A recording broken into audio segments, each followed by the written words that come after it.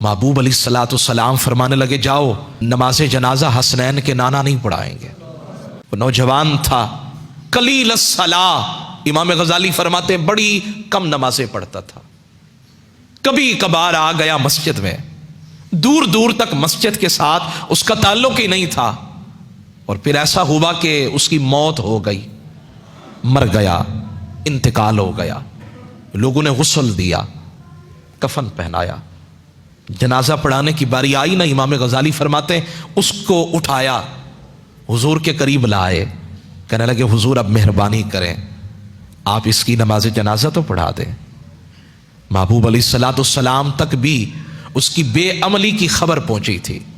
हुजूर ये बड़ा बेअमल था, ये तो नमाज के लिए मस्जिद में आता ही नहीं था, कभी कभार आ जाता, और इसको ज़ाया ना कीजिएगा, ये मेरा आपके लिए तोहफा है। महबूब अलैहिस्सलाम फरमाने लगे, जाओ जो नमाज ना पढ़े उसकी नमाज जनाजा हसनैन के नाना नहीं पढ़ाएंगे।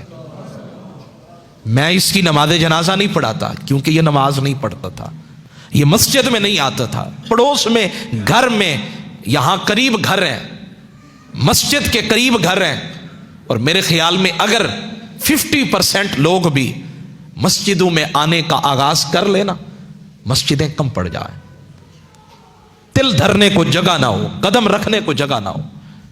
लेकिन अफसोस होता है, हसरत होती है, रोने को मन चाहता है, नमाज फजर हो या नमाज इशा हो, ये दीगर नमाजें अगर करीब हैं, मार्केट खुली है, तो तब तो मस्जिद में चहल पहल नजर आई, वगरना तो लोग नमाजी नजर ही नहीं आते। नौजवानों को तो नजर लग गई है, इबादत करने को दिल ही नहीं चाहता है। महबूब कायनात ने फरमाया ये नमाज नहीं पढ़ता था, कलील सलाह, कभी कभार पढ़ता था, ले जाओ इसकी नमाज जनाजा तुम पढ़ो, मैं नहीं पढ़ूंगा। फरमाते हैं अब वो लेकर जाने लगे ना जनाजे को वापस, तो पांव बोझल भी थे, आंखों से आंसू भी बह रहे थे।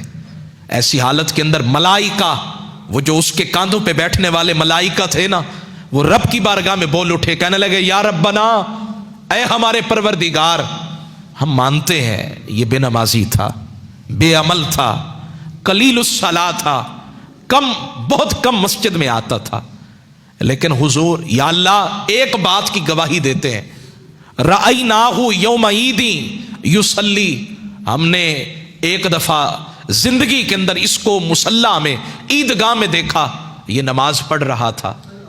ईद वाले दिन हमने इसको देखा, ईदगाह के अंदर ये नमाज पढ़ रहा था।